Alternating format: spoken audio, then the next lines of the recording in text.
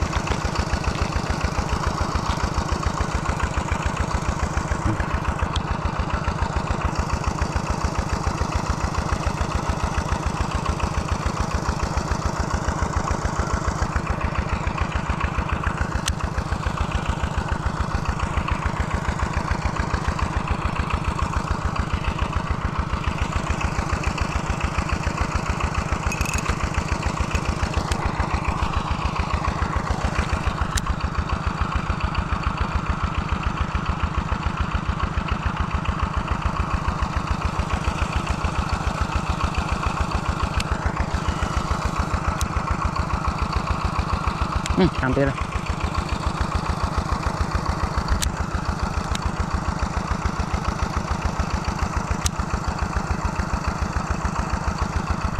mua khăm ốp rồi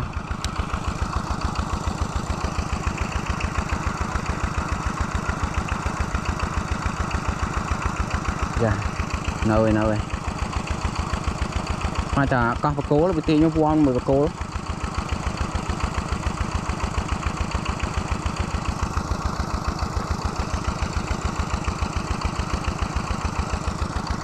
cực này giờ nổi bật sao vậy thử lại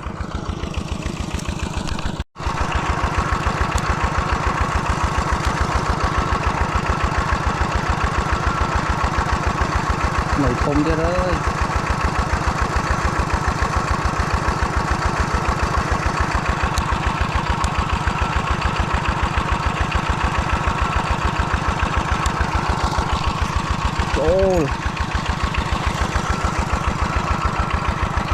ok này nói pan thầy pan nói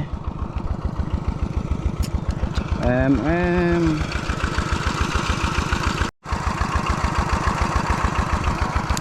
ta con thầy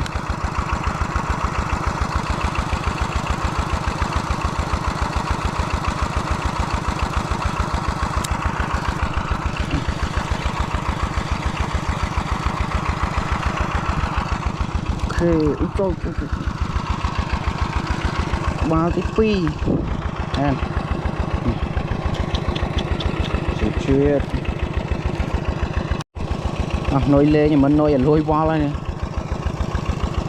nồi lôi còn lê nha hỏi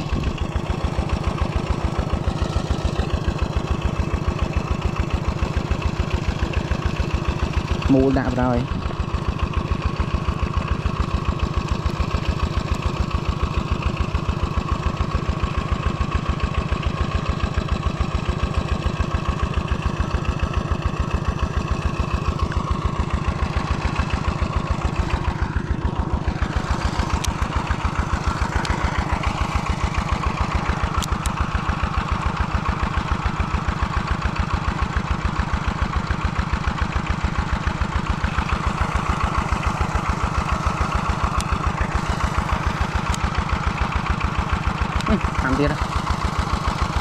làm tiếp đây nồi muối đang vô thấy bay vào đó